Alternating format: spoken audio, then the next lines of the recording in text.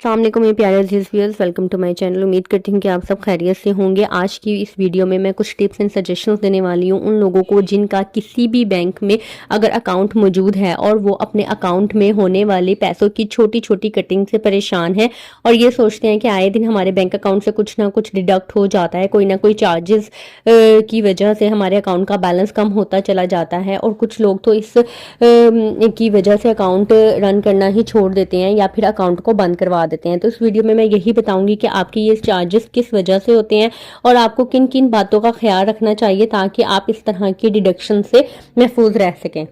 सबसे पहले जब भी आप अकाउंट ओपन करवाएं या अगर आपने अकाउंट पहले से ओपन करवाया हुआ है तो आप अपने बैंक से कंफर्म करें कि आपको अकाउंट की कौन सी प्रोडक्ट दी हुई है।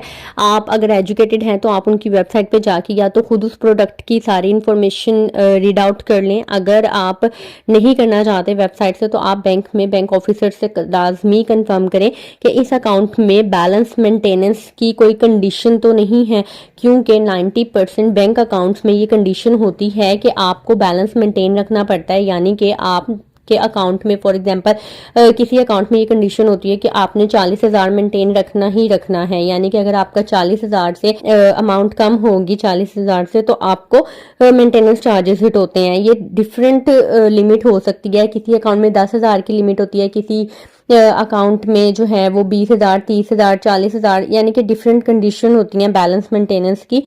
और सम टाइम ऐसा होता है कि जैसे फॉर एग्जांपल 10,000 की बैलेंस मेंटेनेंस की कंडीशन थी और आपके अकाउंट में 9,990 रुपए हैं और आपको यानी कि एसएमएस के ये किसी भी चीज़ के चार्जेस कटने की वजह से आपके अकाउंट का बैलेंस 10,000 से कम हो गया और अब आपको पता ही नहीं है कि यार वो 10,000 से कम है या आपने नहीं चेक किया। और इसी तरीके से अगर आप उसको मज़ीद चेक नहीं करते हैं तो हर महीने मेंटेनेंस चार्जेस डिडक्ट हो के आपके अकाउंट का बैलेंस इवन के ज़ीरो पे पहुंच जाता है एक टाइम पे। इस वजह से आप लाजमी अपने अकाउंट का बैलेंस चेक करें और अगर आपके अकाउंट में इस तरह की मेंटेनेंस बैलेंस की कोई ना कोई कंडीशन है तो उस कंडीशन को लाजमी पूरा करें। अगर 10,000 की है तो 10,000 से 1-2,000 पे ऊपर ही रखें ताकि आपके अकाउंट में इस तरह के कोई से भी चार्जेस हिट ना हो। इसके अलावा सबसे ज़्यादा जो लोगों को परेशानी होती है वो सेविंग अकाउंट में ज़कात डिडक्शन की होती है। लोगों को पता नहीं होता कि हमारे अकाउंट से ज़कात कट होनी है या नहीं होनी और यकम रमज़ान को उनके अकाउंट से ज़कात कट हो जाती है। अगर आप ज़कात नहीं कटवाना चाहते तो आप अपने सेविंग अकाउंट में CD50 का फॉर्म लाजमी जमा करवाएं। मैंने अपनी पिछली वीडियो में भी बताया है कि CD50 का फॉर्म किस तरह से जमा करवाते हैं। आप CD50 का एक दफ़ा ज़कात एग्जम्पशन का फॉर्म जमा करवाएंगे तो आपको हर साल जमा करवाने की ज़रूरत नहीं है, वो लाइफ टाइम के लिए अपडेट हो जाएगा और आपके अकाउंट से ज़कात कट नहीं होगी। इसके अलावा मेरी तरफ से जो सजेशन है वो ये है कि आप अपनी चेक बुक पर कभी भी साइन करके मत रखें, क्योंकि सम टाइम ऐसा होता है कि लोगों को ये होता है कि मैं साइन मुझे याद नहीं रहते या कुछ भी ऐसा है तो वो साइन एक ही दफ़ा सारी चेक्स पे कर देते हैं। या फिर वो बिजनेस पर्सन जिनका बिजनेस नेम से अकाउंट होता है तो वो अपनी स्टैंप लगानी होती है, उन्होंने ना चेक के ऊपर साइन के साथ स्टैंप लगानी होती है। तो वो क्या करते हैं, ये मैंने खुद अपने लाइफ एक्सपीरियंस में देखा है कि वो पूरी चेकबुक के ऊपर स्टैंप लगा देते हैं कि जब चेक देना होगा मैं साइन करके बस दे दूंगा, स्टैंप लगाने की जरूरत नहीं है। जबकि ऐसा नहीं करना चाहिए क्योंकि साइन तो फिर भी कॉपी हो जाते हैं, स्टैंप कॉपी नहीं होती। अगर आप पहले से ही स्टैंप लगा के रख देते हैं और अगर आपकी चेकबुक मिसप्लेस हो जाती है या कोई आपकी चेकबुक चोरी कर लेता है, उसको पता है कि स्टैंप तो लगी हुई है, सेम फॉर्मेट सेम सारा कुछ, मुझे सिर्फ साइन कॉपी करने हैं और अमाउंट बाहर आ जाएगी। तो आपने कभी भी ब्लैंक चेक के ऊपर ना तो स्टैंप लगा के रखनी है और ना ही अपने साइन करके रखने हैं।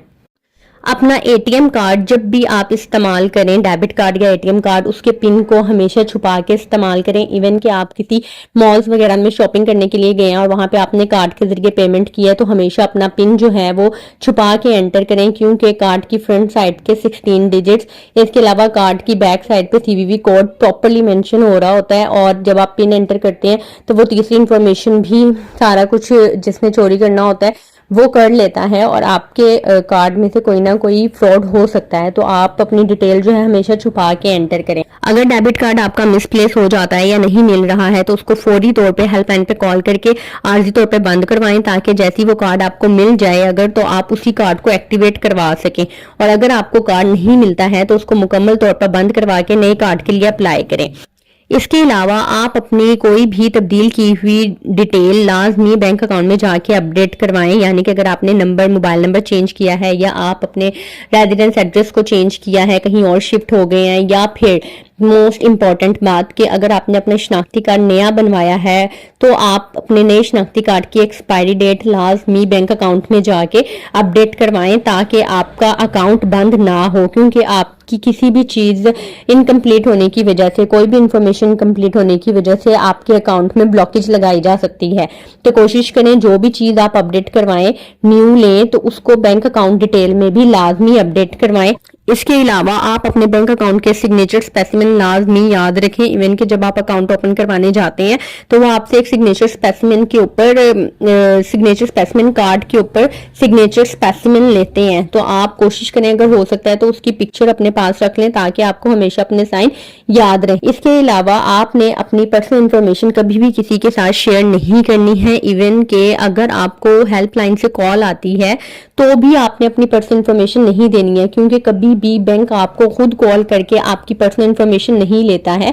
अगर वो आपको कॉल के ऊपर कुछ भी कह रहे हैं कि आपका कार्ड बंद हो गया या आपके अकाउंट में कोई मसला आ गया या कुछ भी आ गया, आप उनको कर्टसी वे में कह दे कि मैं ब्रांच विजिट कर लूंगा या कर लूंगी, अगर कुछ इस तरह का मसला होगा तो मैं खुद वहां पे पर्सनली जाके जो है वो इन्फॉर्मेशन प्रोवाइड कर दूंगी। या आपके पास अगर किसी कंसर्न पर्सन का या ऑफिसर का पर्सनल नंबर है तो आप उससे कॉल करके एक दफा कंफर्म कर लें कि इस तरह से मुझे कोई कॉल आई है तो क्या मेरे अकाउंट में कोई इशू है या कुछ इस तरह का मसला है तो मुझे बता दें।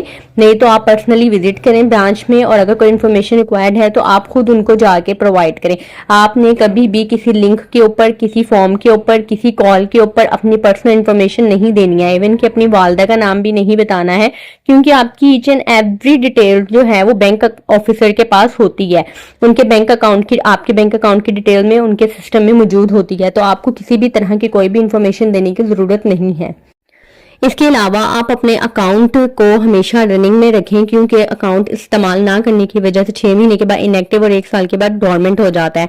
तो आप अपने अकाउंट में बेशक बैलेंस है या नहीं है, कोई ना कोई ट्रांजैक्शन करते रहें, फंड ट्रांसफर कर लें, मोबाइल में बैलेंस करवा लें, या कुछ भी डेबिट ट्रांजैक्शन लाजमी करें, डेबिट या क्रेडिट ट्रांजैक्शन, ताकि आपका अकाउंट रनिंग में रहे और डोरमेंसी की तरफ ना जाए। क्योंकि अगर अकाउंट डोरमेंट हो जाता है तो आपको दोबारा से एक्टिवेट करवाने के लिए वही सारा प्रोसीजर करना पड़ता है जो आपने अकाउंट ओपनिंग के वक्त किया था। उम्मीद करती हूँ कि आज की वीडियो आपको पसंद आई होगी। अगर आपने वीडियो को यहाँ तक देखा है तो मेरे चैनल को सब्सक्राइब लाजमी कर दीजिएगा, बेल आइकन पे क्लिक कर दीजिएगा ताकि मेरी आने वाली हर वीडियो आप तक पहुँच सके। अब दुआओं में याद रखिएगा, अपना ख्याल रखिएगा। मुझे इजाजत दें, अल्लाह हाफिज।